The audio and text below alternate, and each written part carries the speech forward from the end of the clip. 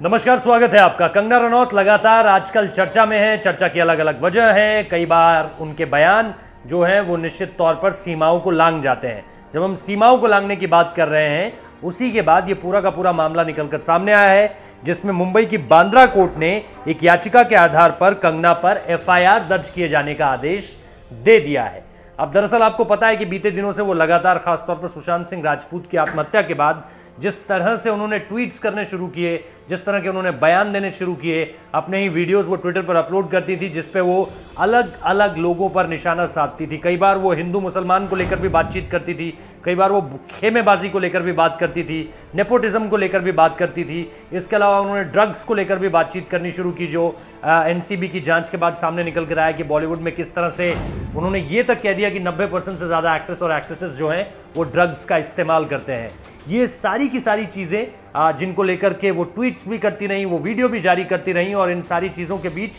कई बार ऐसा भी हुआ जब इस एफआईआर के मुताबिक, जो कि लगातार हम आपको बता रहे हैं कि ये जो मुंबई की कोर्ट ने जिसे आधार बनाया है एफआईआर दर्ज कराने के, जिसको लेकर के जिसके बाद आदेश दे दिए गए हैं,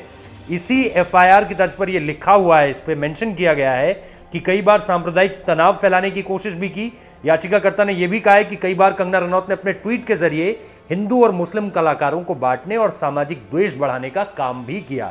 और इसी के बाद जो है बांद्रा कोर्ट ने इस याचिका के आधार पर ही कंगना के खिलाफ जो है वो एफआईआर का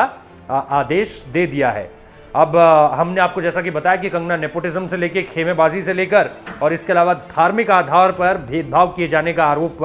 वो लगाती रही हैं, और वीडियोस और इंटरव्यूज में खुलकर जो है बॉलीवुड सेलिब्रिटीज के बारे में इन सारी चीजों को लेकर बात करती रही हैं। तो अब यहां से चीजें किस तरह से आगे बढ़ती हैं देखना दिलचस्प होगा, क्योंकि एक लड़ाई जो कंगना लड़ रही है वो वर्सेस महाराष्ट्र सरकार भी है, जिसको लेकर के बीजेपी एक तरह से एक्टिव मोड में तो नहीं, लेकिन पार्शली उनका सपोर्ट करते हुए भी दिखी थी। जिस तरह से उन्हें Y+ कैटेगरी की सुरक्षा दी गई, उसके बाद भगत सिंह कोश्यारी का उनके पक्ष में बयान देना, इसके अलावा जिस तरह से लगातार उनको लेकर के बातचीत हो रही है, वो ये बताती है कि पार्शली सही एक सपोर्ट तो मिल रहा है, लेकिन अब ये दो तरफा लड़ाई हो चुकी है, जिसमें अब ये जो बांद्रा कोर्ट ने एफआईआर दर्ज कराने का आदेश दिया है, और इसके साथ साथ जो पहले से एक मामला चल रहा है जिसमें